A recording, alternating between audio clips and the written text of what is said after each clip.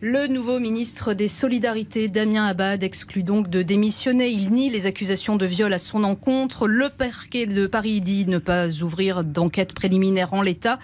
Il n'empêche, depuis la nomination du nouveau gouvernement, ce sujet a éclipsé tous les autres sur le plan politique.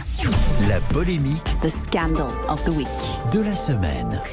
Alors, avec de telles accusations, êtes-vous surpris qu'un ministre puisse rester en poste? Je me tourne vers vous, Juan Rosé. Du côté de l'Espagne, ça surprend. Alors, pourquoi? Parce que pas plus tard qu'hier, l'Espagne vient d'approuver une loi où on est passé du non, c'est non, au seulement le oui, c'est oui. C'est-à-dire que maintenant, la parole des femmes, elle est considérée tout de suite comme, lors des violences machistes, elle est considérée de facto victime, et ça sera à l'homme de prouver qu'effectivement, il n'a pas violé ou il n'a pas abusé de la femme. L'Espagne, d'où la lutte contre les violences machistes et contre... Mais il y aura un procès il y quand aura même. Mais je commence par dire que la loi en Espagne a tellement changé que je vous dis, pas plus tard qu'hier, jeudi, ça a été approuvé par le Parlement. Donc maintenant, pour avoir le consentement, il faut que ce soit clair. Parce que qu'est-ce qui se passait avant?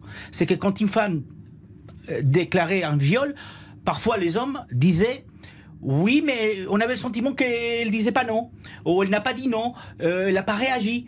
Et maintenant, il faut que le consentement soit clair, parce que sinon ça devenait en fait une justification pour les violeurs, pour les hommes, lors des jugements. Alors vous parlez des hommes politiques, il n'y a pas eu de ministre accusé en Espagne de viol, il y a eu des députés, pas plus tard que l'année dernière, députés qui a été jugé et relaxé parce que la victime n'a pas pu prouver, mais par contre, quelques années auparavant, en 2020, c'est un maire qui a été accusé effectivement de viol. Donc il faut considérer quand même les femmes des victimes a priori.